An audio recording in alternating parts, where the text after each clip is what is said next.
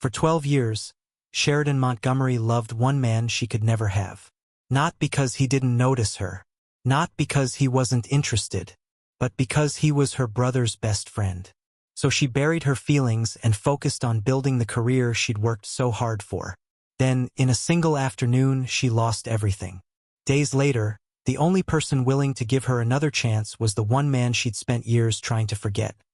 Atlanta billionaire CEO Elijah King. Working together was supposed to be simple. Close a billion-dollar acquisition. Keep things professional. And ignore the attraction they'd both spent years denying. But one stolen glance became late nights. Late nights became impossible choices. And one photograph exposed a secret that changed all of their lives forever. This is the story of Sheridan Montgomery and Elijah King.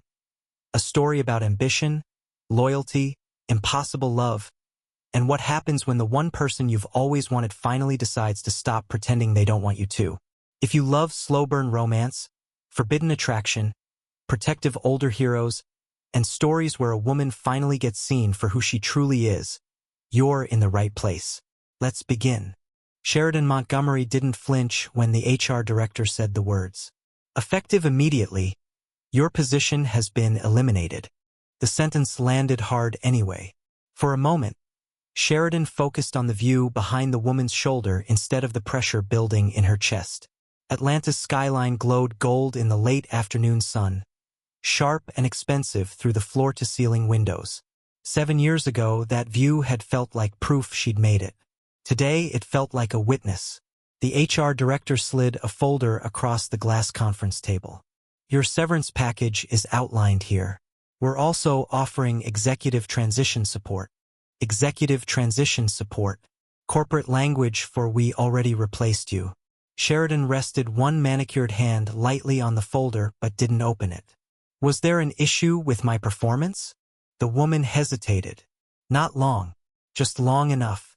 No, she admitted carefully. This decision came from restructuring at the senior level. Sheridan almost laughed. Restructuring. Strategic realignment. Organizational shifts.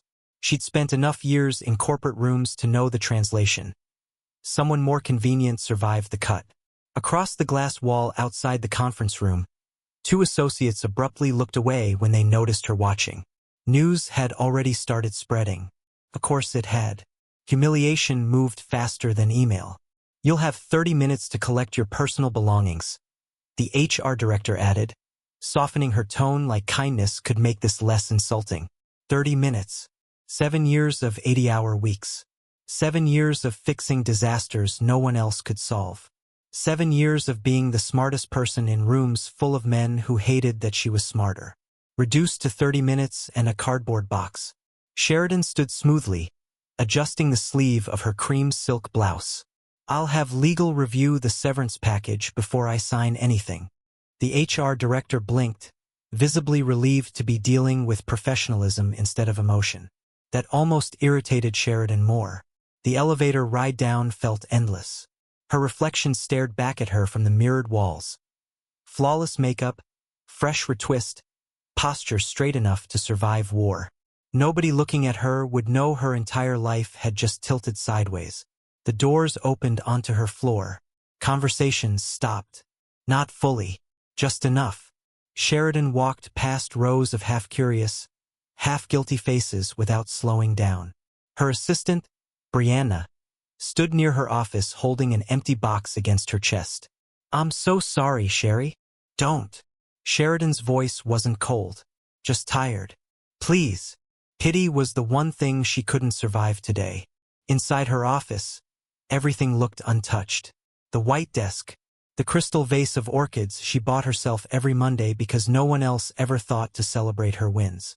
The framed Georgia Tech degree, the skyline she used to love. Sheridan set her bag down slowly. This office had been the first place she ever felt financially safe. And somehow she'd still never fully belonged here.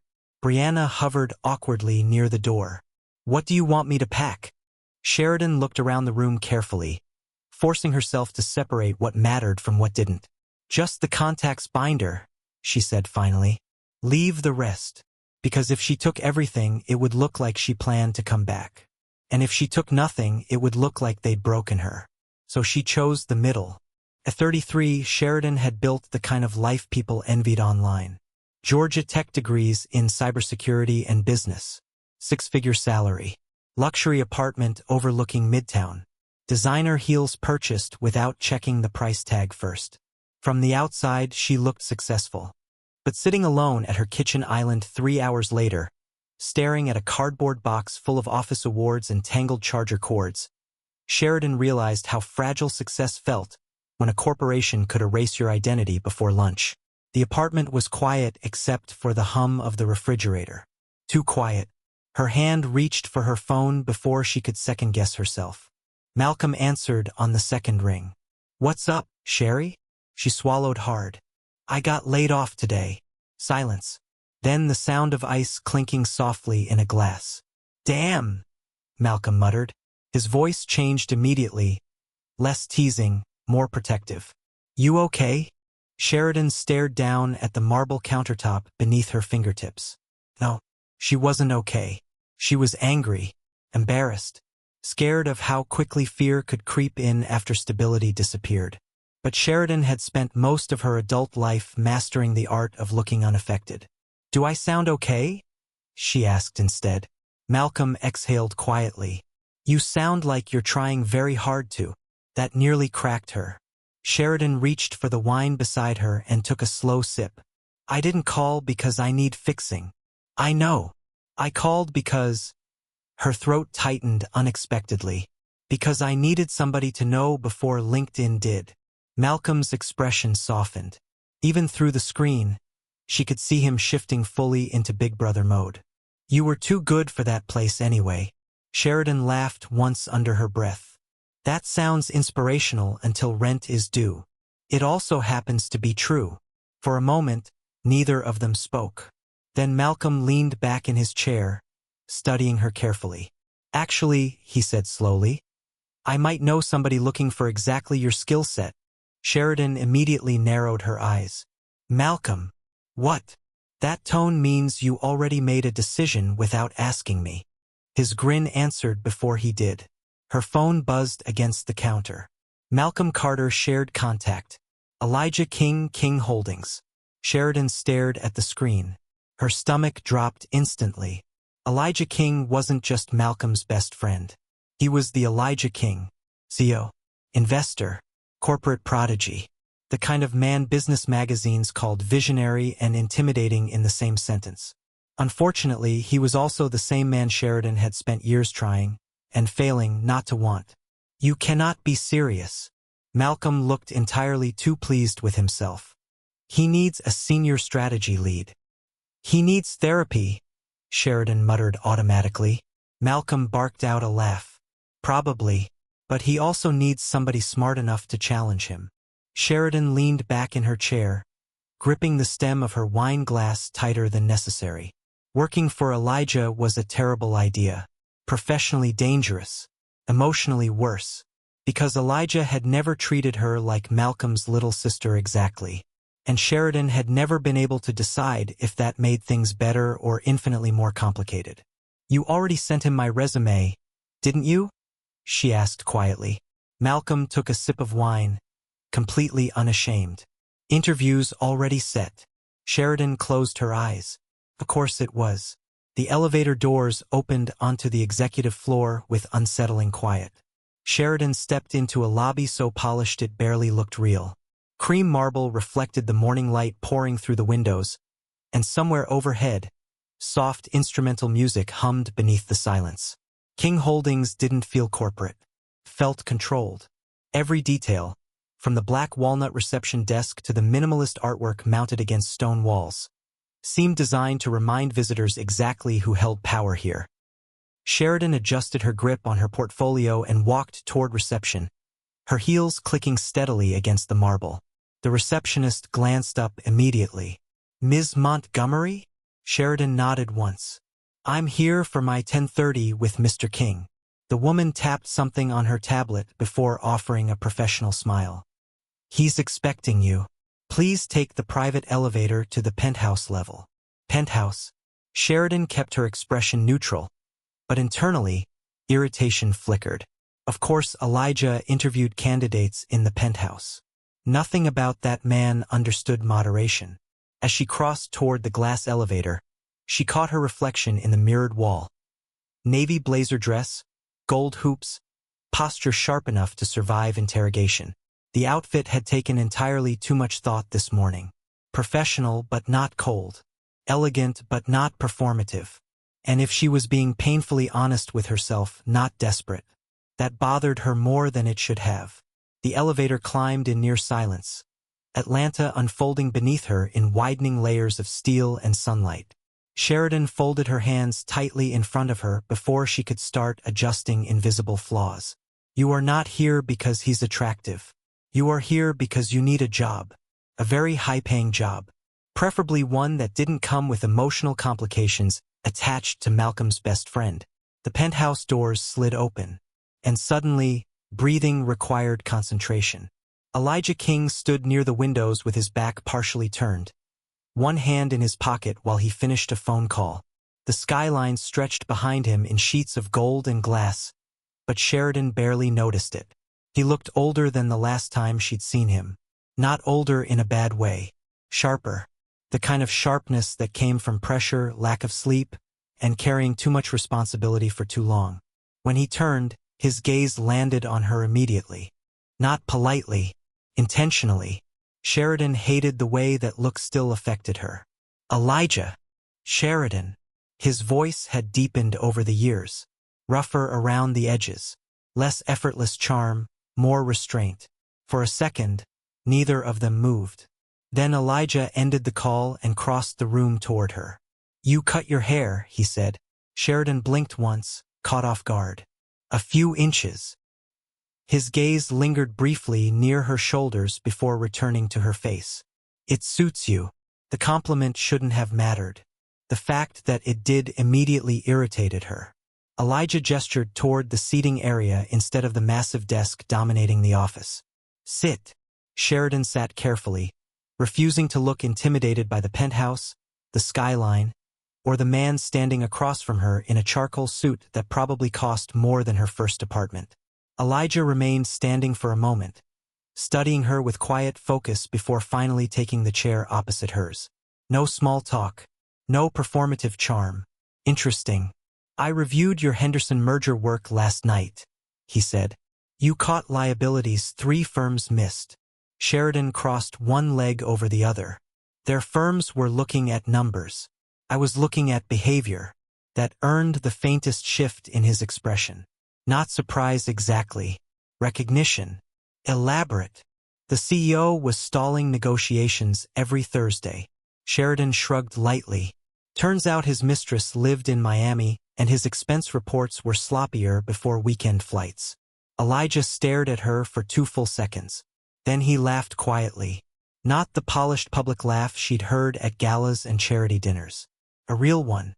And somehow that felt more dangerous. You weaponized accounting patterns. I weaponized arrogance, Sheridan corrected. The accounting just confirmed it. Something unreadable moved across Elijah's face then. Admiration, maybe, or relief. Like he'd been surrounded by people pretending to think strategically for too long. He leaned back slightly in his chair. Malcolm says you're difficult. Sheridan arched a brow. Malcolm thinks women who disagree with him are difficult. That explains a lot about his dating history. The response slipped out before Sheridan could stop herself. A grin tugged unexpectedly at Elijah's mouth. There it was. That dimple. The one she'd spent years pretending not to notice. Sheridan immediately looked away toward the windows, annoyed at herself for noticing it at all. Elijah noticed anyway. His expression shifted subtly, not smug exactly, but aware. And that awareness changed the air in the room. He slid a folder across the table toward her. Kingsley Infrastructure. Sheridan glanced down but didn't touch it yet. The acquisition everyone says is impossible? Elaborate on everyone. The board. Financial media. Half the city. Elijah leaned forward slightly, forearms resting against his knees. Good. Means they'll underestimate us. The word landed harder than it should have. Sheridan finally opened the folder. The numbers were ugly. Supply chain instability, patent control issues, massive political resistance. And underneath all of it, fear. She looked back up slowly. This isn't just a hostile acquisition. No. Elijah. He held her gaze evenly. Their CEO refuses to sell to a black-owned company. The room went quiet. Not awkward quiet. Heavy quiet. Sheridan sat back slowly, studying him differently now. There it is. Not ego. Not greed. Personal. For the first time since walking into the penthouse, Elijah looked less like an untouchable CEO and more like a man carrying exhaustion behind expensive tailoring. You still want it anyway, she said quietly. His jaw tightened slightly. Now I do. Sheridan looked back down at the file. This wasn't safe territory. Not professionally.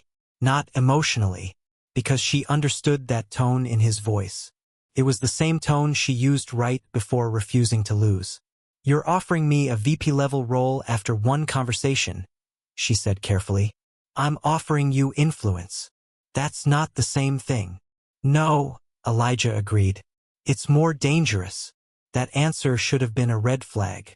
Instead, Sheridan felt her pulse quicken, which was exactly the problem. Elijah studied her for another long moment before speaking again. There are conditions.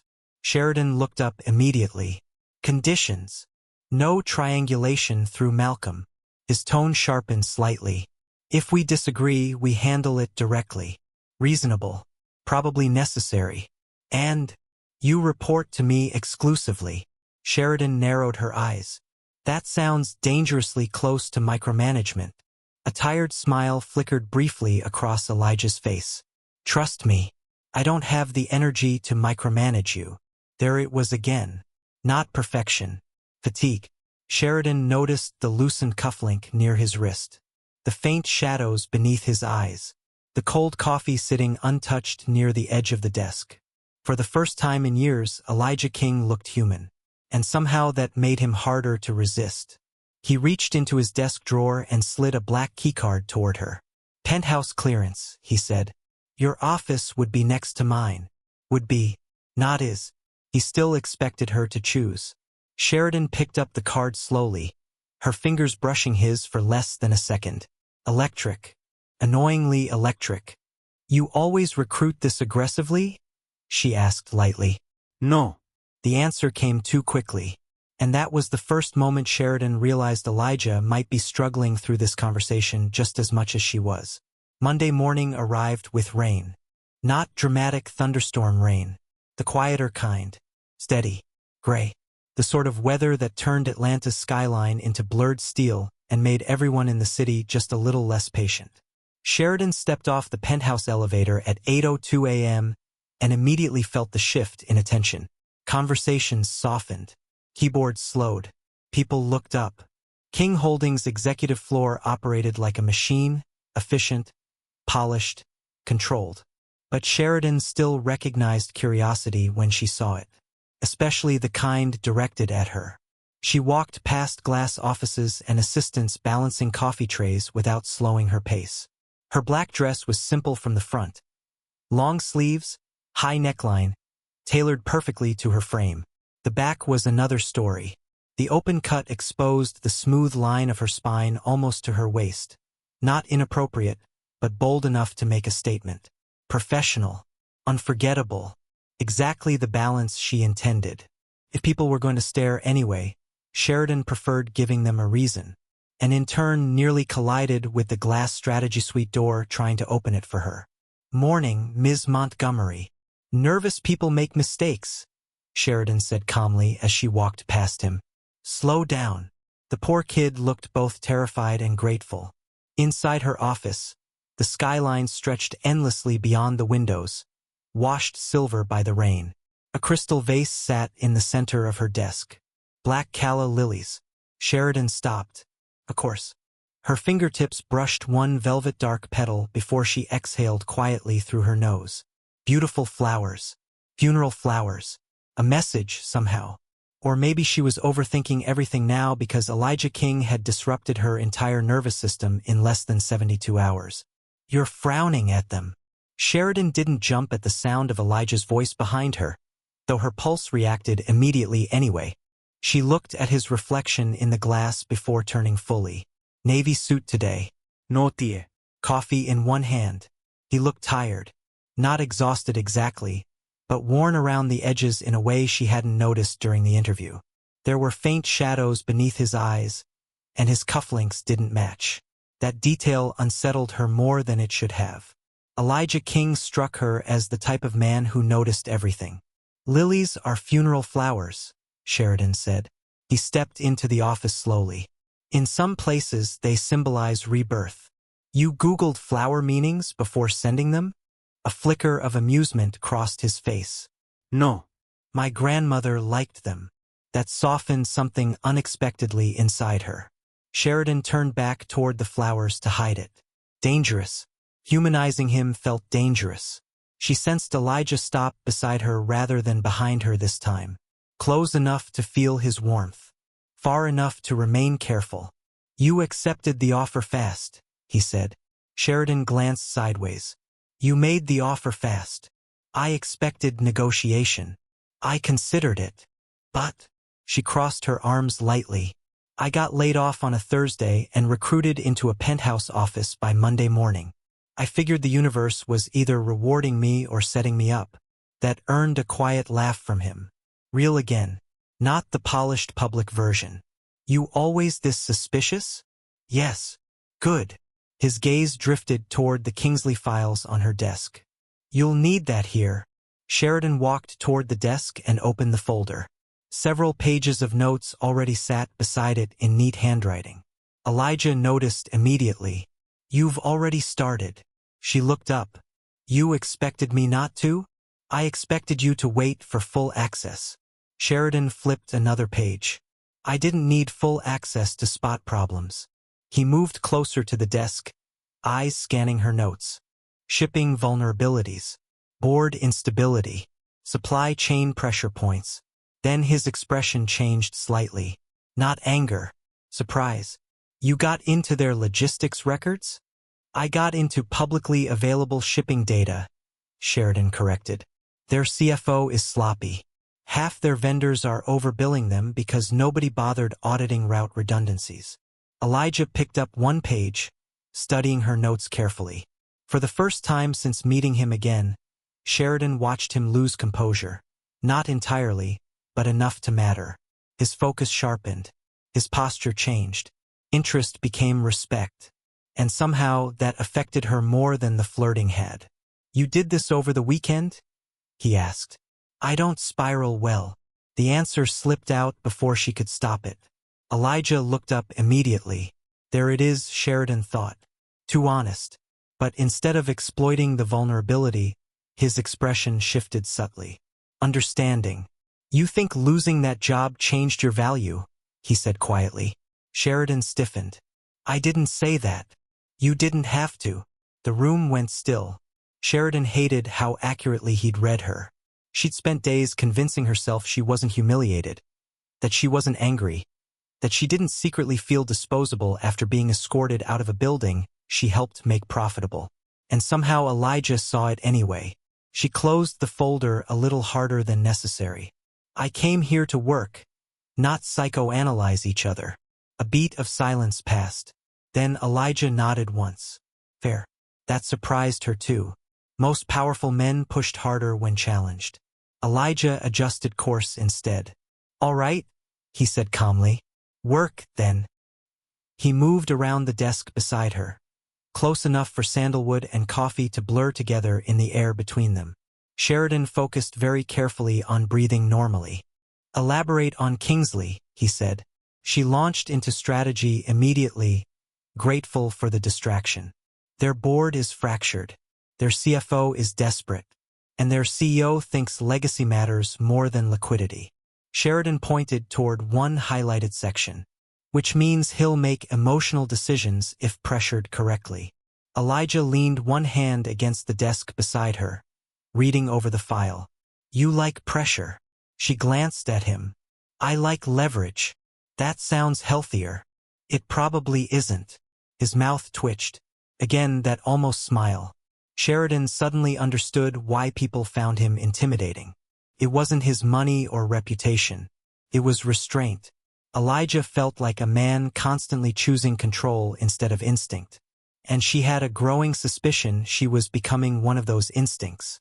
"You realize," he said slowly, still studying her notes, "that you rewrote half my acquisition strategy in 48 hours. Sheridan shrugged lightly, though pride warmed quietly beneath her ribs. "Your original approach was too clean." That got his full attention. "Explain." "You were trying to win respectfully." Sheridan met his gaze directly now. "Kingsley's leadership already decided they don't respect you. So stop asking for permission to beat them." Silence. Not offended silence. Processing silence. Elijah stared at her for several seconds before exhaling slowly through his nose. "There it is," he murmured. Sheridan frowned slightly. "What?" "The reason Malcolm said you scare board members." She rolled her eyes.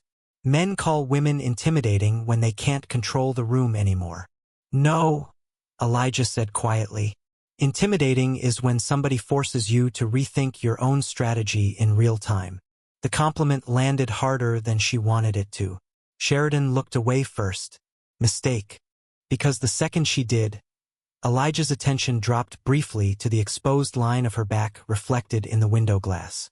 And lingered. The air shifted again. Subtle. Dangerous. Sheridan felt it immediately. So did he. Elijah straightened slowly and stepped back half a pace, reclaiming control with visible effort. Smart decision. For both of them. Then he reached toward the vase, removed one black calla lily, and turned it slowly between his fingers.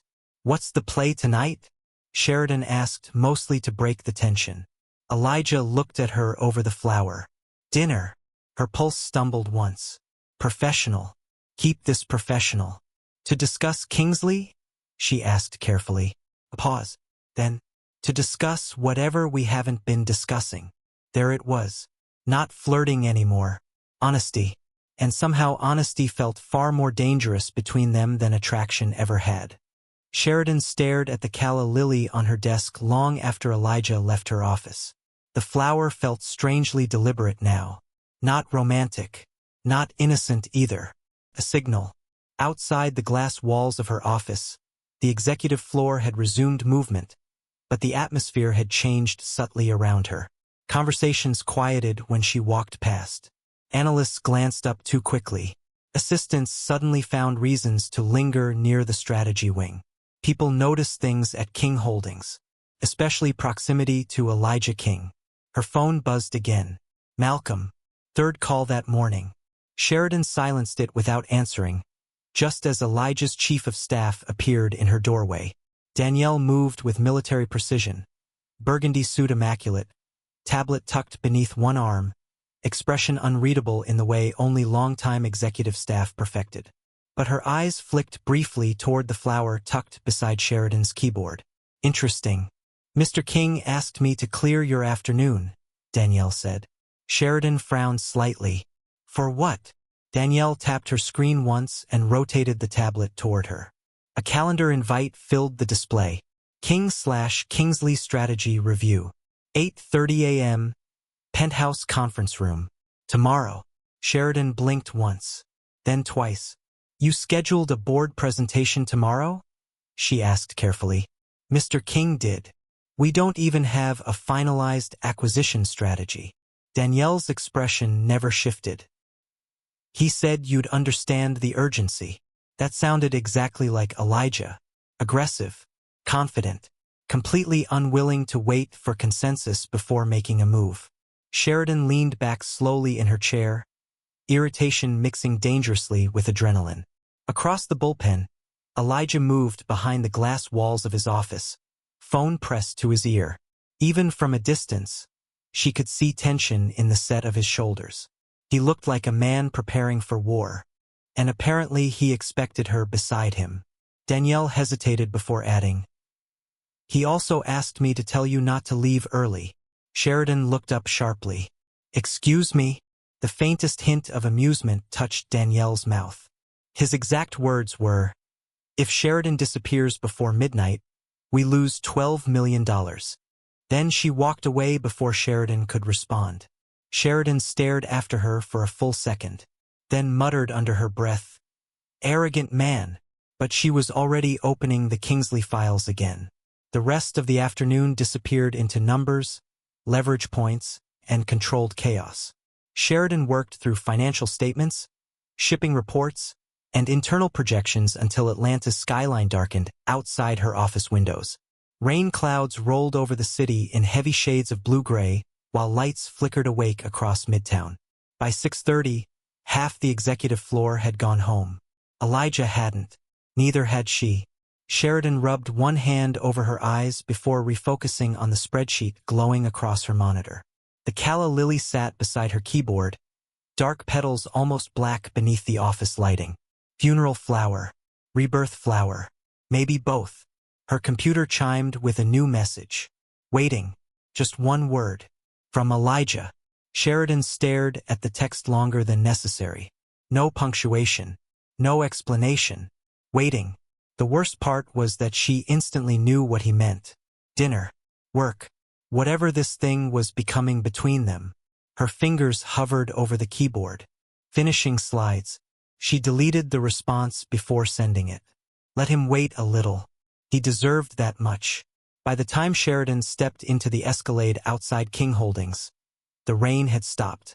Atlanta shimmered beneath wet streets and reflected neon, the city glowing gold and crimson through the tinted windows.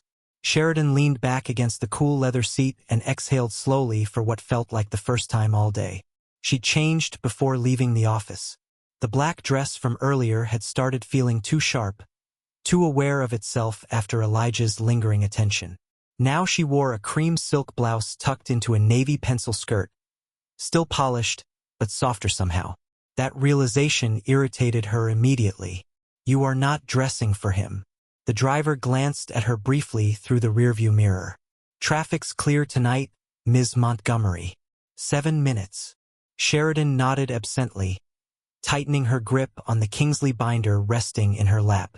Inside the folder, pressed carefully between handwritten notes and shipping reports, lay the black calla lily Elijah had tucked behind her ear earlier. She hadn't meant to keep it, which somehow made keeping it worse. The city blurred past outside the window while Sheridan replayed the day in dangerous fragments.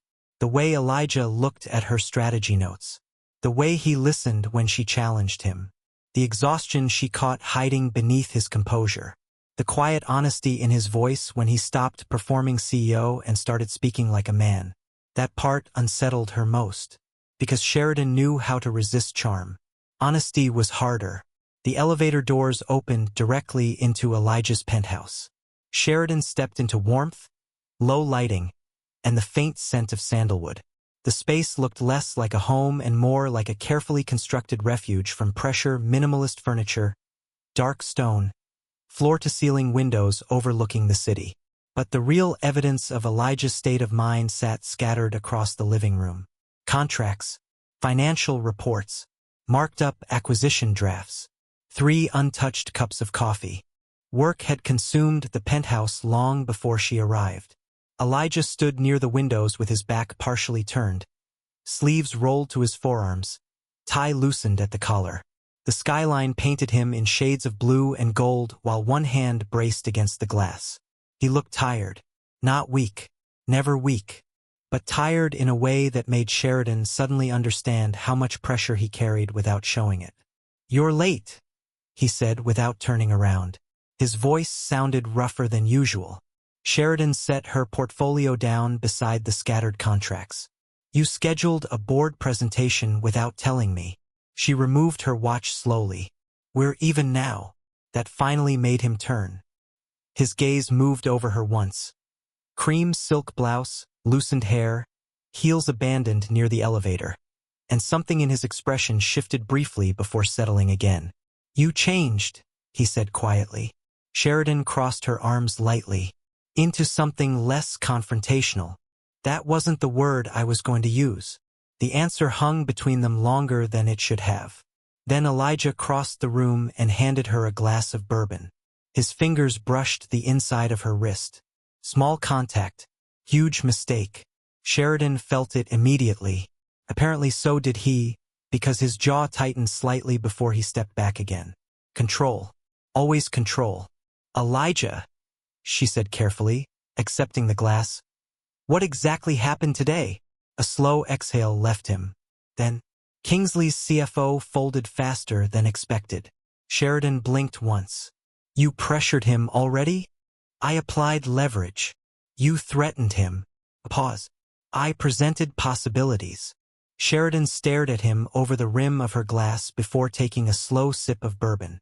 God help her. That almost made her smile. Sheridan took another sip of bourbon before reaching for the revised contracts spread across Elijah's coffee table. The warmth of the liquor settled low in her chest, taking the edge off the tension without dulling it completely. Nothing could dull this room completely. Not with Elijah standing 3 feet away looking like exhaustion wrapped in expensive tailoring. She flipped through the acquisition edits carefully, scanning line items and retention clauses while the fire crackled softly behind them. Then she stopped. Her eyes narrowed. Sheridan tapped one clause sharply with her nail. This wasn't in the original proposal. Elijah glanced down at the page. No. You guaranteed workforce retention. It mattered. Sheridan looked up immediately. Sentiment doesn't win acquisitions. Elijah stepped closer to the table, one hand braced against the edge beside her. Neither does bleeding talent. His knuckles brushed hers briefly as he reached for his glass. Small contact, still impossible to ignore. You taught me that, he added quietly.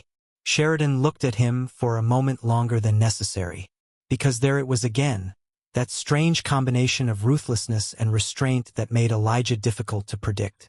He could pressure a CFO into folding by noon and still protect employees he'd never met. Complicated her read on him, which made him dangerous. She leaned back slightly, letting her eyes drift across the spread of documents, financial projections, and handwritten notes scattered across the penthouse. And then she noticed dinner. Not catered executive food. Not performative luxury. Her favorites: seared scallops, truffle risotto, chocolate torte from the restaurant Malcolm took her to every birthday. Sheridan's chest tightened unexpectedly. Elijah noticed her noticing. Eat, he said, loosening his collar another fraction. Before it gets cold. Sheridan studied him carefully before finally sitting at the dining table. You always feed your executives during hostile takeovers? No, Elijah sat across from her. Just the ones threatening to rewrite my entire strategy. That almost made her smile. Almost. She cut into a scallop while Elijah poured another finger of bourbon into his glass. Firelight flickered across the sharp angles of his face, catching silver strands near his temples Sheridan hadn't noticed before tonight. He looked tired. Not ordinary tired. The kind of exhaustion that came from carrying too much responsibility for too long while pretending it weighed nothing. And for some reason, that affected her more than his money or reputation ever had. You're staring again, Elijah said quietly. Sheridan took her time swallowing before answering. You look exhausted. A rough laugh escaped him. Long day threatening corporate collapse. You mean leveraging, right? Corporate leveraging. Sheridan shook her head lightly, but warmth tugged unexpectedly at the corners of her mouth. Elijah noticed that too. Of course he did. You were right about the shipping routes, he said, leaning back in his chair. Your Savannah reroute analysis saved us $12 million.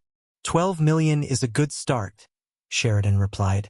But Kingsley's board still won't fold voluntarily. Elijah's fingers tightened slightly around his bourbon glass. Sheridan noticed immediately. They will when they realize they're cornered. He reached for a manila envelope on the table and slid satellite images toward her. Shipping ports. Cargo routes.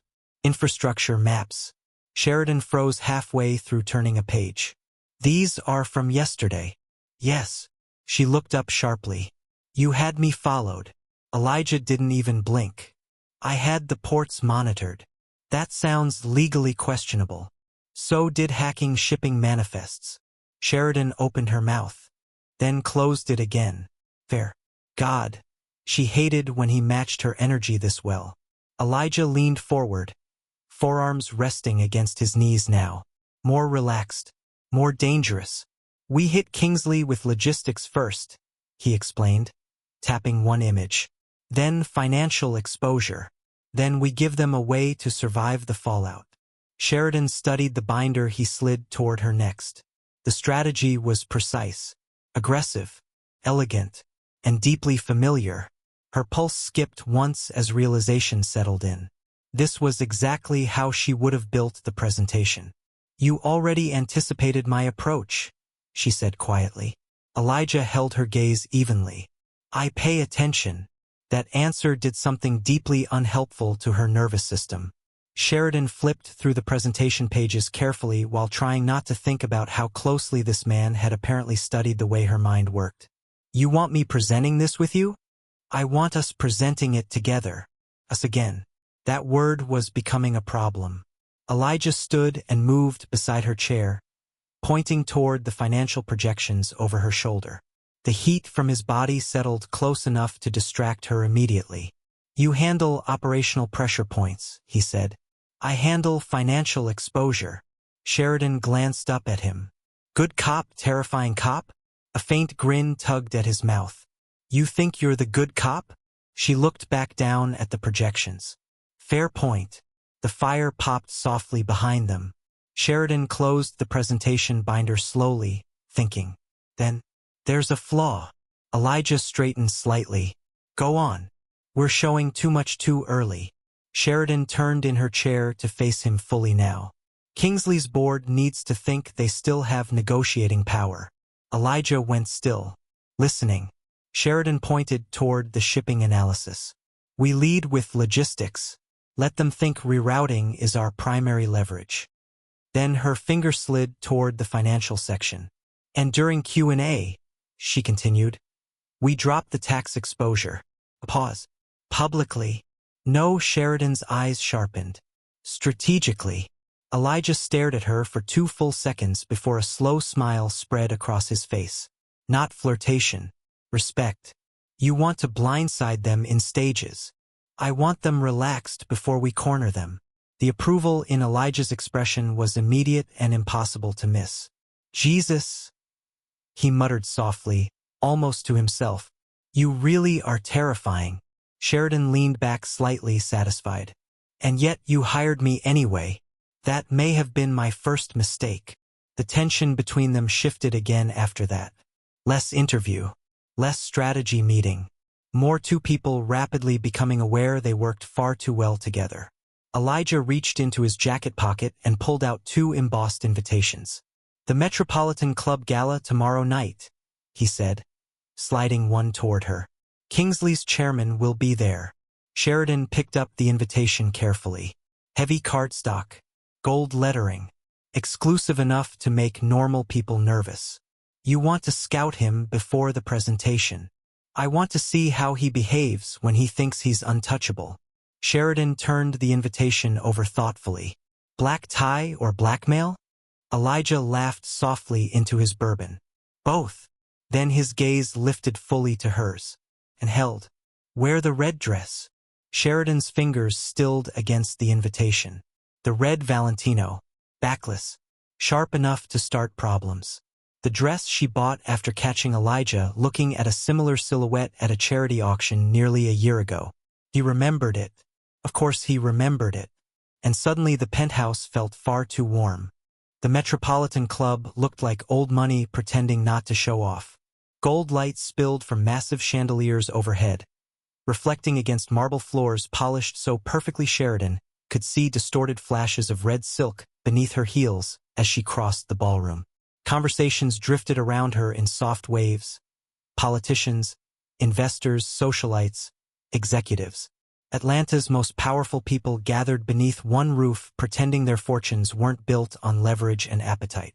Sheridan fit in beautifully, which was exactly why she felt dangerous tonight.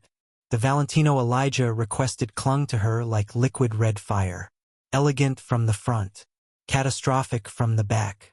The deep line exposing her spine made cool air kiss against her skin every time she moved through the ballroom. She'd told herself wearing it was strategic. A calculated distraction. Not because Elijah remembered it. Definitely not because Elijah remembered it. Sheridan lifted her champagne flute to her lips just as Kingsley's CFO stepped beside her. Jonathan Reed smelled like expensive scotch and insecurity. "Ms. Montgomery," he said smoothly, though his eyes lingered too long along the open back of her dress. "I hear you've been causing problems for my logistics department." Sheridan smiled politely without softening. "Then your logistics department should probably improve." His laugh came too quickly. Nervous. Interesting. Jonathan leaned closer, lowering his voice. "Rerouting Savannah contracts was aggressive." Sheridan swirled her champagne once before answering. "Aggressive implies it wasn't justified." Across the ballroom, Elijah appeared in her line of sight near a towering arrangement of black calla lilies. Of course, even here.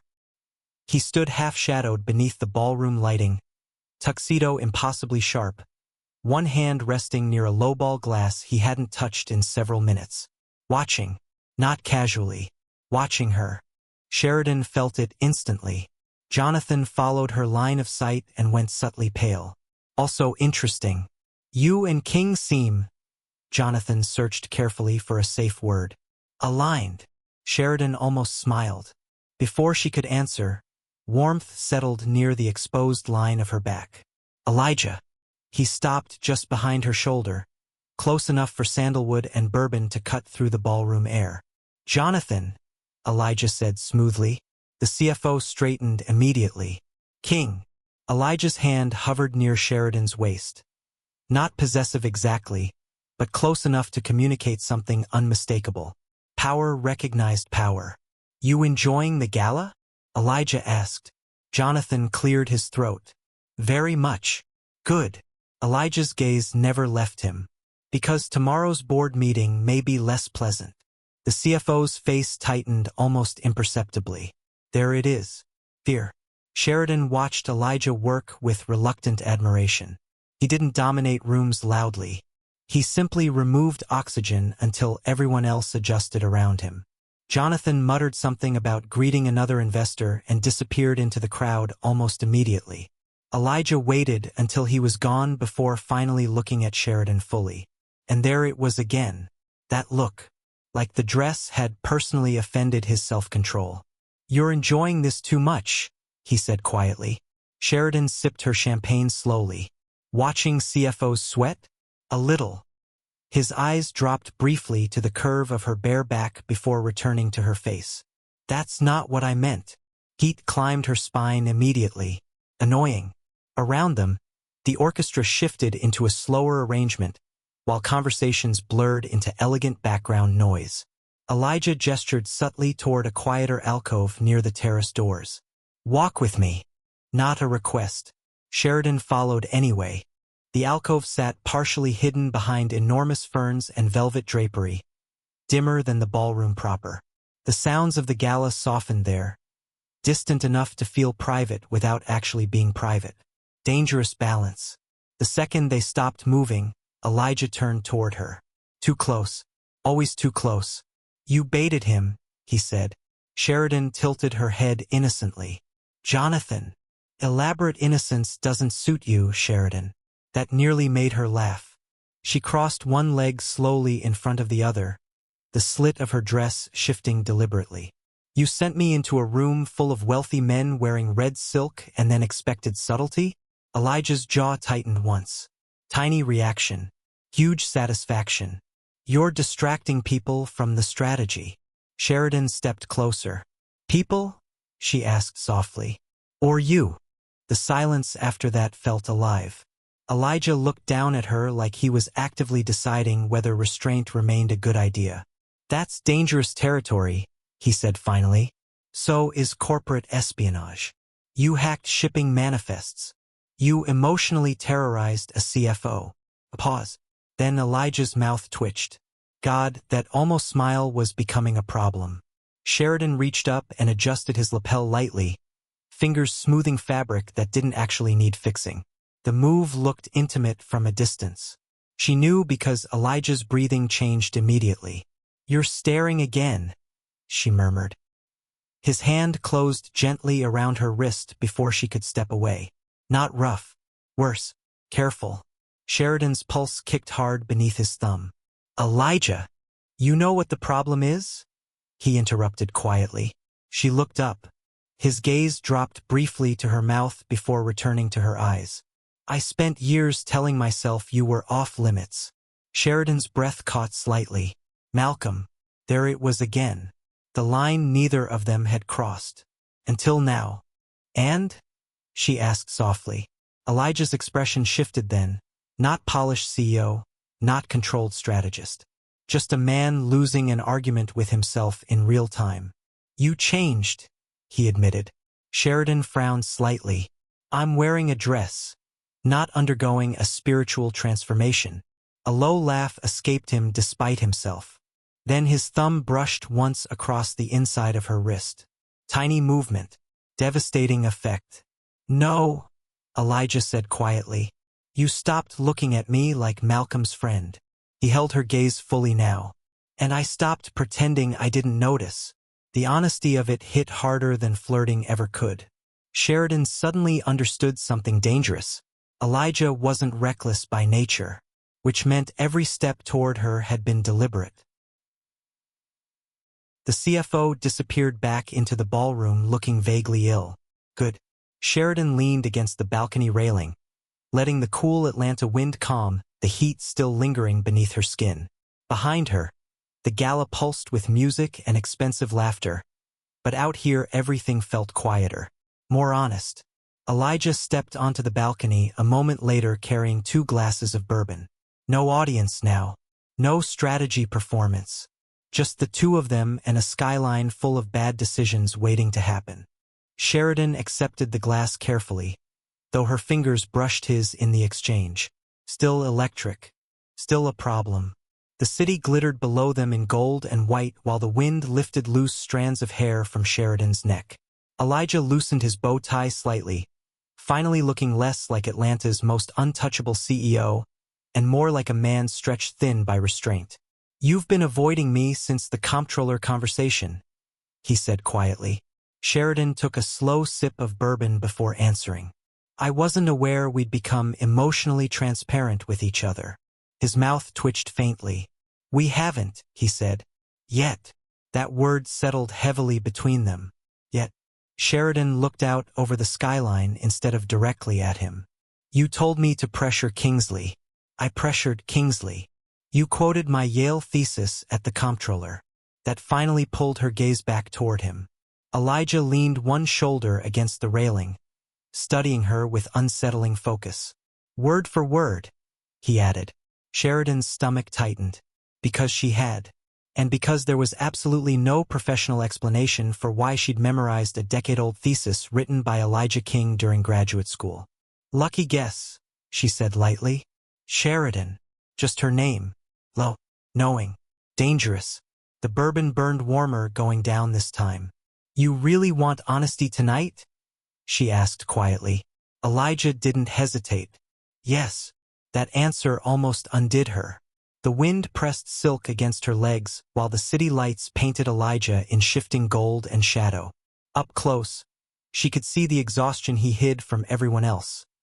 The strain around his eyes, the tension constantly sitting in his shoulders. And suddenly she understood something she hadn't before. Elijah wasn't distant because he felt nothing. He was distant because he felt too much and trusted himself too little with it. That paper mattered to me, Sheridan admitted finally. Elijah went completely still. When I was younger, she continued carefully, everyone treated you like you were inevitable. Malcolm, investors, professors. She looked down into her glass briefly. But that thesis was the first time I understood how your mind worked. His jaw tightened slightly. You kept it. Not a question. Sheridan laughed softly under her breath. Buried under financial reports where nobody could accuse me of being pathetic. That earned a real laugh from him. Quiet. Rough around the edges. Human. God, she liked that sound too much. Elijah stepped closer then. Not enough to trap her. Just enough to shift the air between them again. How long? He asked. Sheridan frowned slightly. How long what? How long have you looked at me like this? The honesty of the question stole her prepared defenses instantly. She could have lied. Should have lied. Instead, since I was 18, the admission disappeared into the night between them. Elijah exhaled slowly through his nose, eyes closing briefly like the answer physically hit him. Jesus! Sheridan tried to laugh it off. Relax. I survived it. His gaze snapped back to hers immediately. That's not funny. No teasing now. No flirtation. Just raw honesty. And somehow that made the atmosphere infinitely more intimate. Sheridan tightened her fingers around the bourbon glass. You were Malcolm's best friend. Older. Untouchable. She shrugged lightly. I figured eventually I'd grow out of it. You didn't. The certainty in his voice made her pulse jump. No, she admitted softly. Apparently not.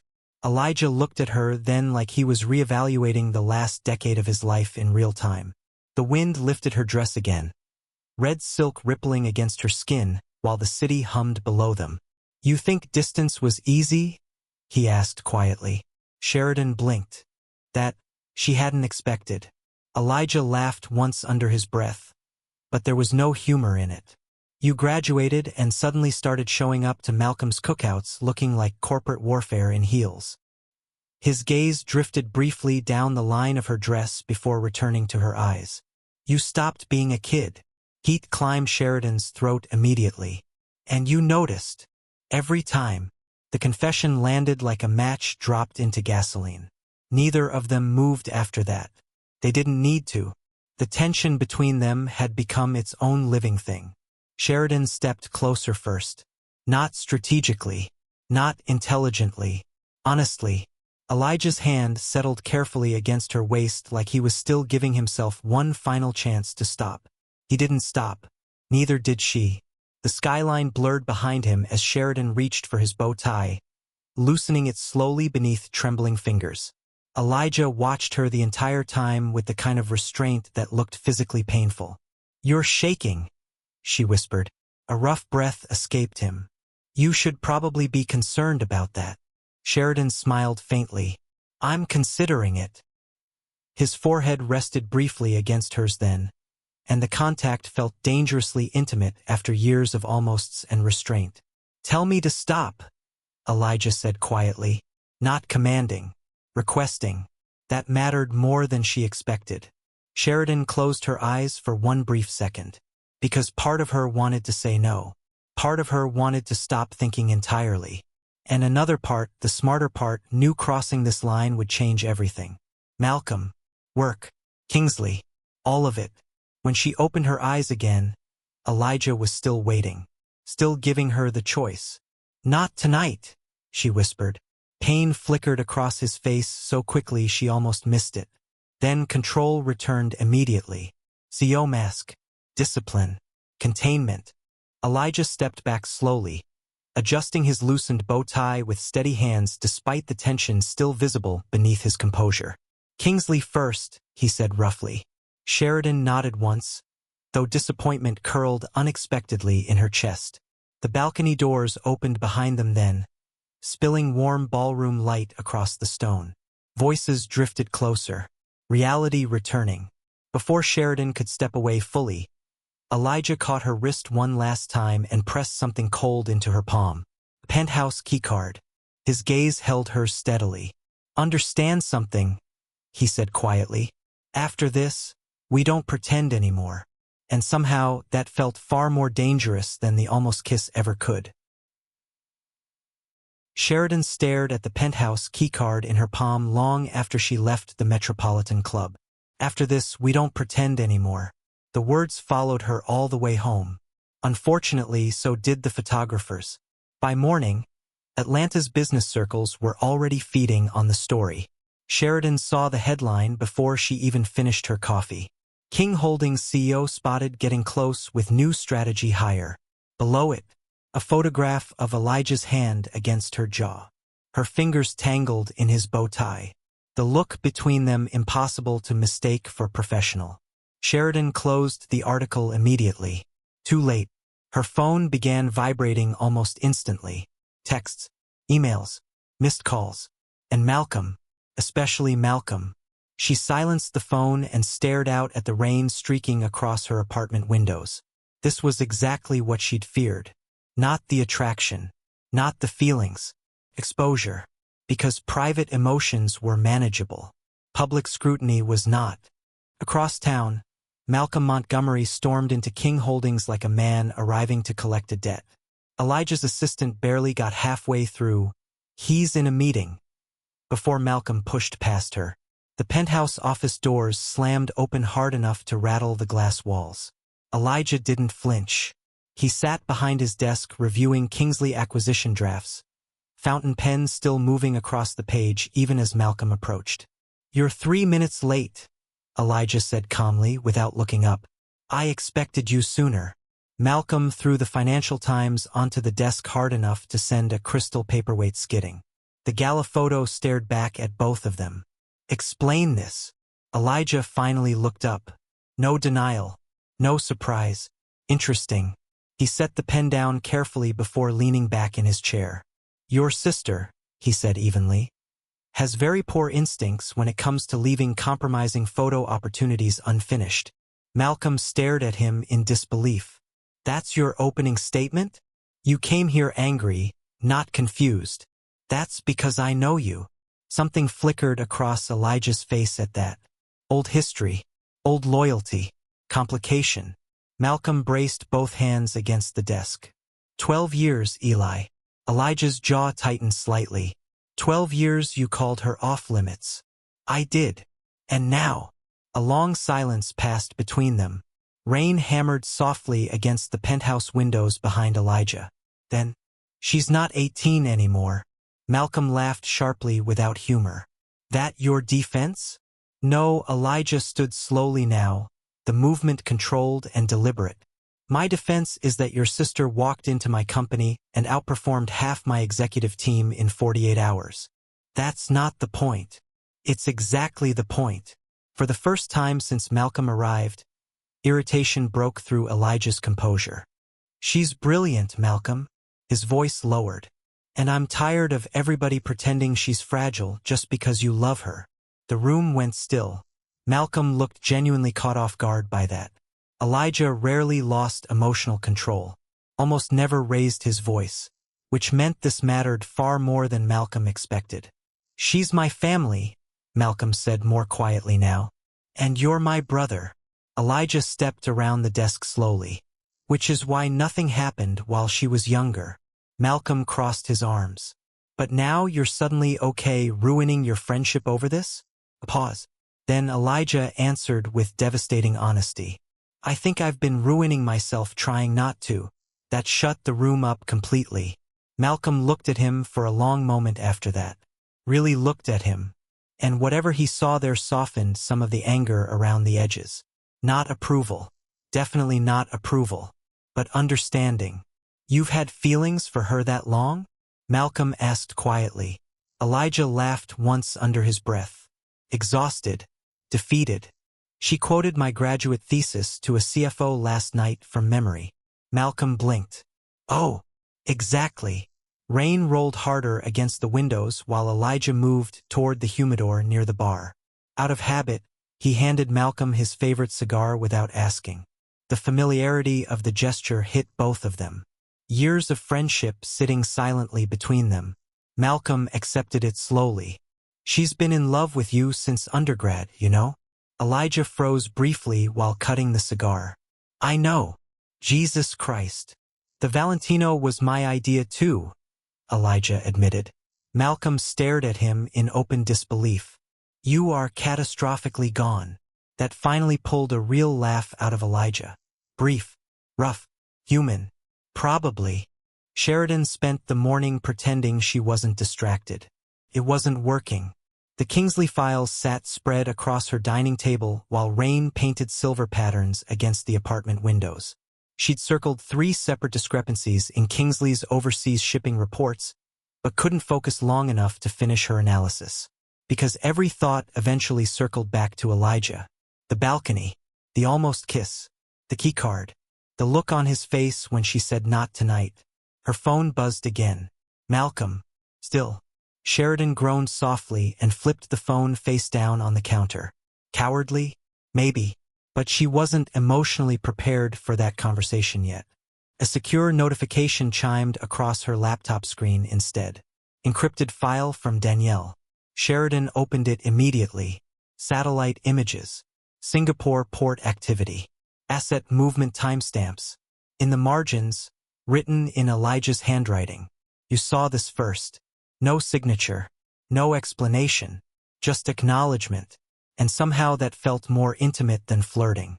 Sheridan leaned back in her chair slowly. God help her. She liked the way his mind worked almost as much as she liked the man himself. That realization should have terrified her more. The elevator chimed softly behind her. Sheridan frowned. Nobody had access to her penthouse floor except building security and she turned sharply. Elijah stood near the dining table. Rain-darkened coat draped over one arm. Sleeves rolled up as if he'd been working for hours. The Kingsley files lay open in front of him. You circled the Singapore discrepancy before my analysts caught it, he said without preamble. Sheridan's pulse jumped instantly. How did you get in here? Elijah glanced up calmly. You gave me the keycard back. That is not an answer. No, he agreed. It's not. Sheridan crossed her arms slowly, trying very hard not to focus on how unfairly attractive this man looked standing in her apartment, while rain hammered against the skyline behind him. You broke 12 years of boundaries this week, she said quietly. Why? This time Elijah didn't deflect, didn't flirt, didn't strategize. He just looked tired and honest. Because you left my ring sitting in my hand like a challenge, he said. Sheridan's breath caught slightly. Elijah stepped closer. Because you quoted my thesis from memory in front of Kingsley's CFO like it actually meant something to you. Another step. Because every time you bite your lip during meetings, I lose my train of thought for the next 10 minutes. The honesty hit harder than seduction ever could. Sheridan swallowed carefully as he stopped directly in front of her now. Close enough to touch. Still choosing not to. You kept count, she whispered. Elijah's expression shifted then. Years of restraint cracking visibly around the edges. Every day, the room went completely silent except for rain against glass.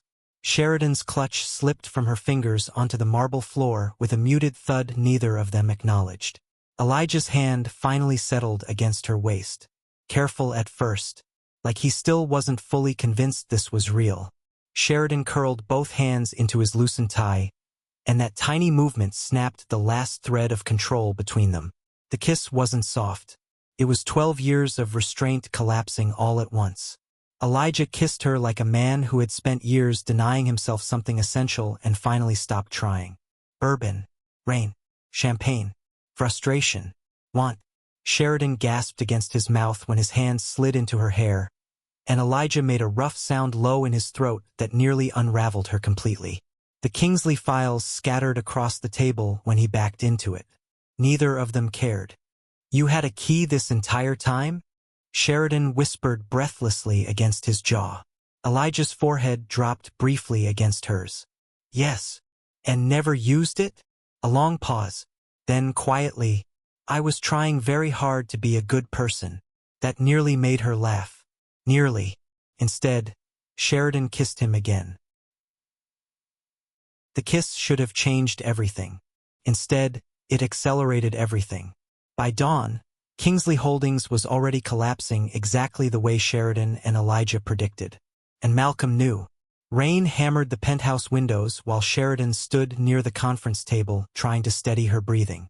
Elijah's signet ring still felt phantom-heavy against her palm even after she'd given it back hours earlier. She could still feel the imprint of the lion crest against her skin. A claim.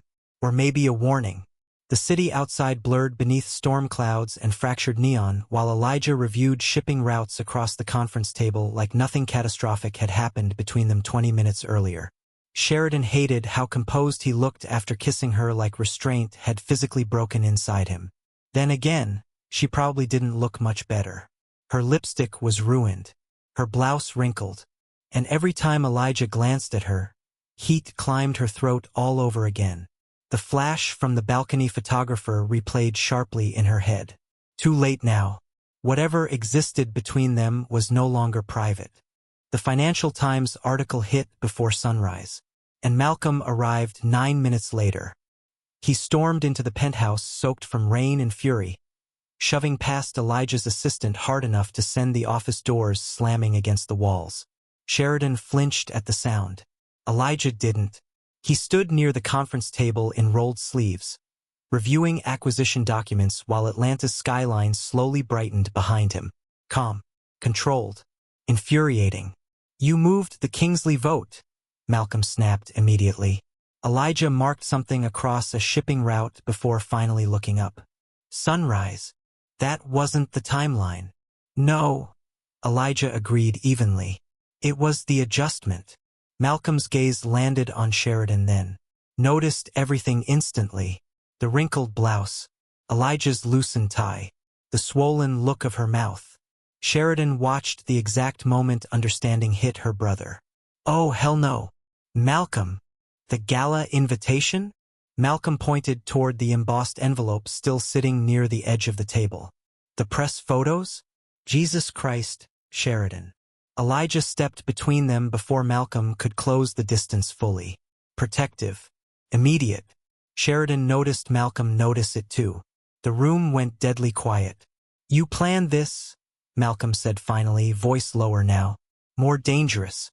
Elijah met his stare evenly. "I accelerated the acquisition." "And my sister?" That answer took longer. Not because Elijah didn't know it.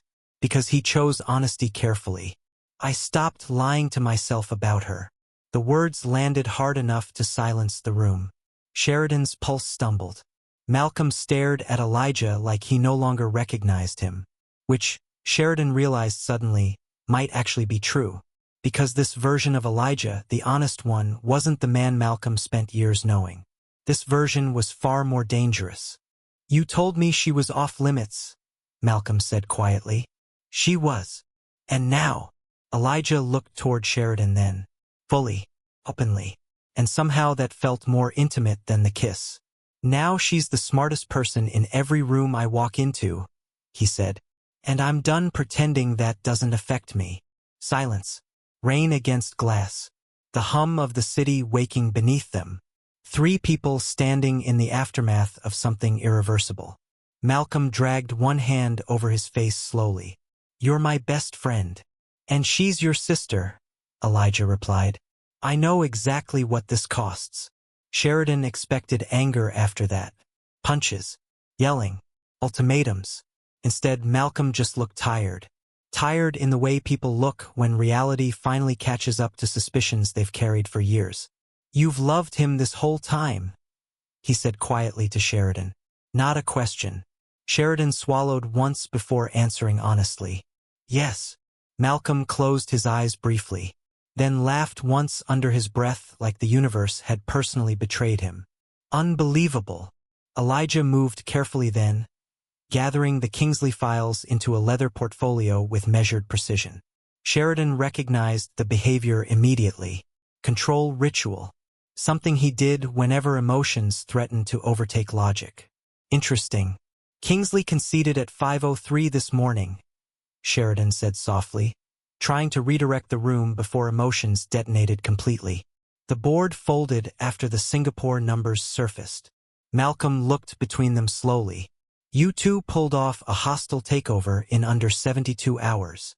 Elijah's expression didn't change. "Technically 61. Sheridan nearly smiled.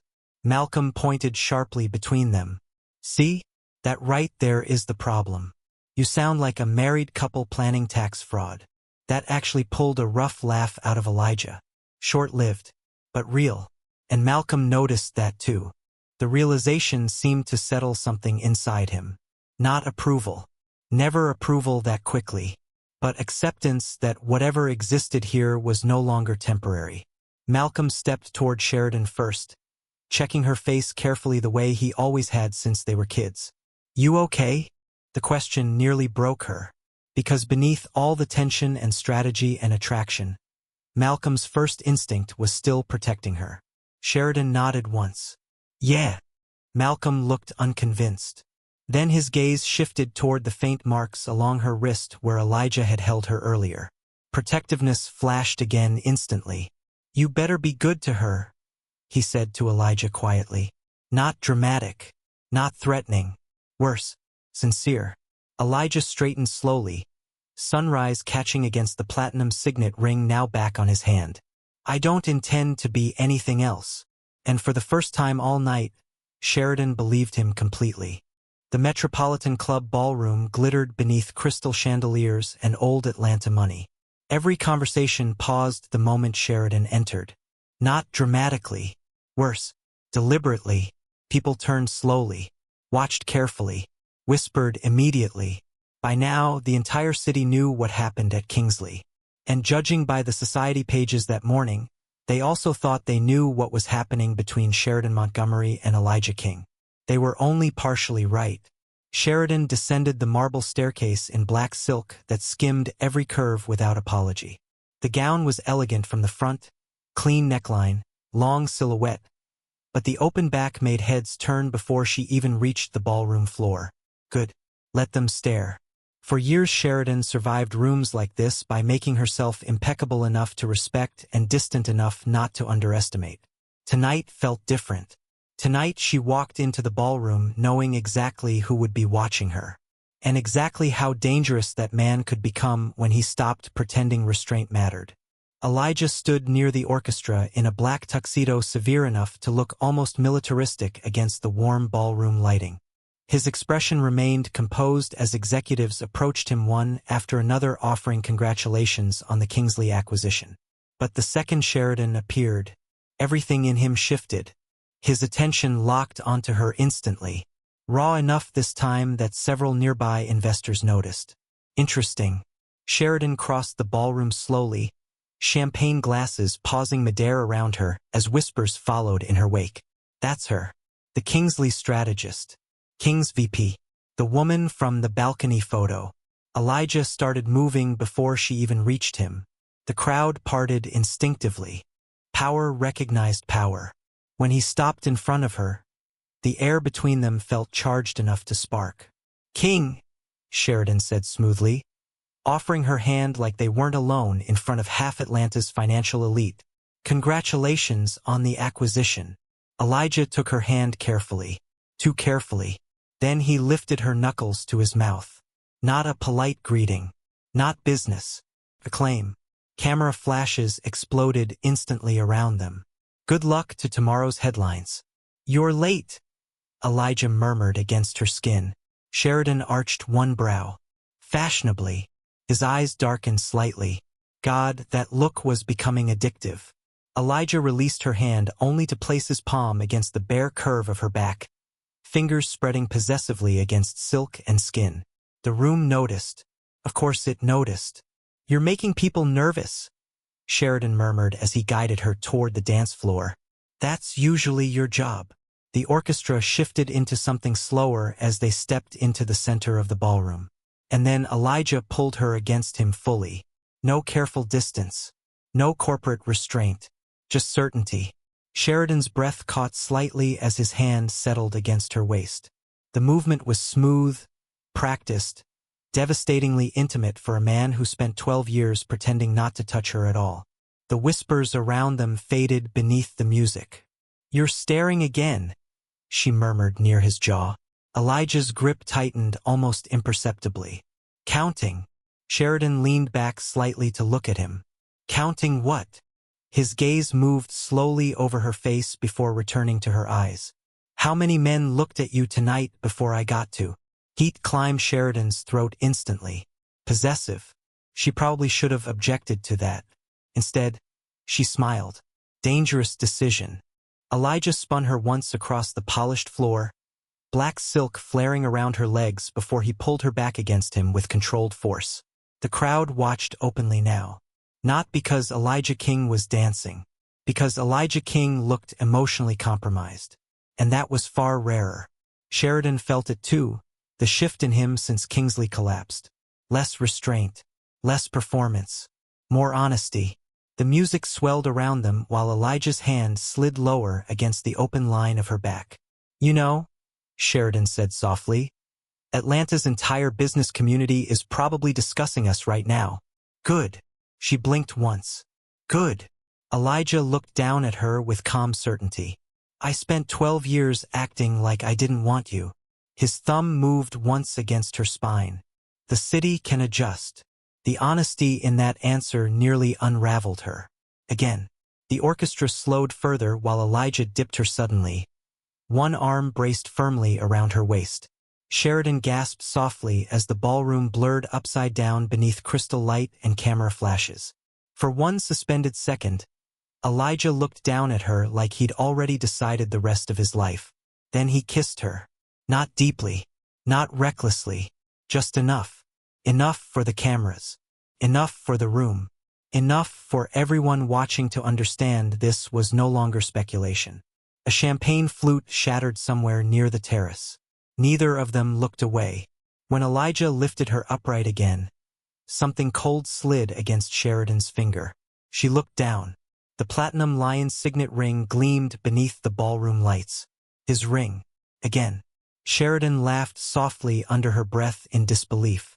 You're impossible. Elijah's thumb brushed across the engraved lion crest now resting on her hand. Try returning this one, he murmured. The ballroom erupted into whispers all over again. But Sheridan barely heard any of it.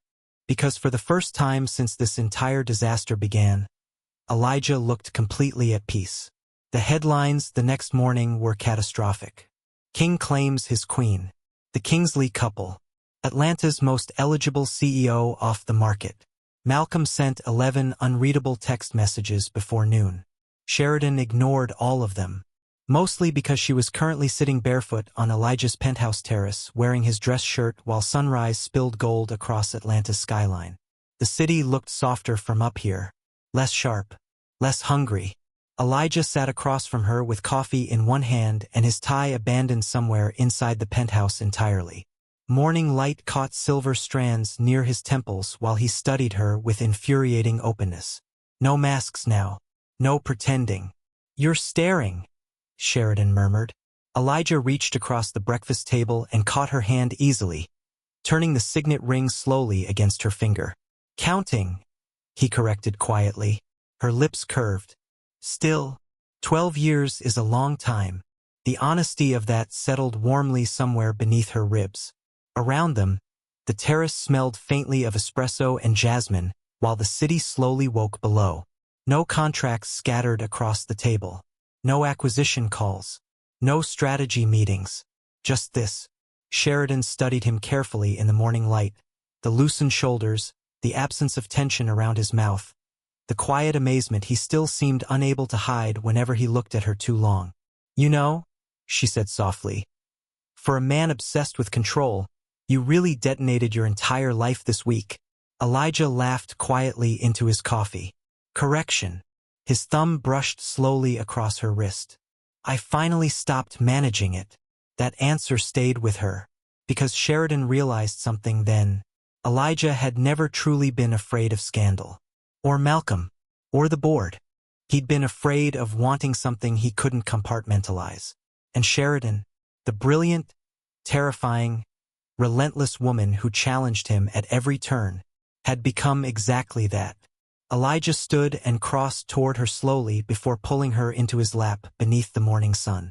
The signet ring pressed warm against her hand, his heartbeat steady beneath her cheek.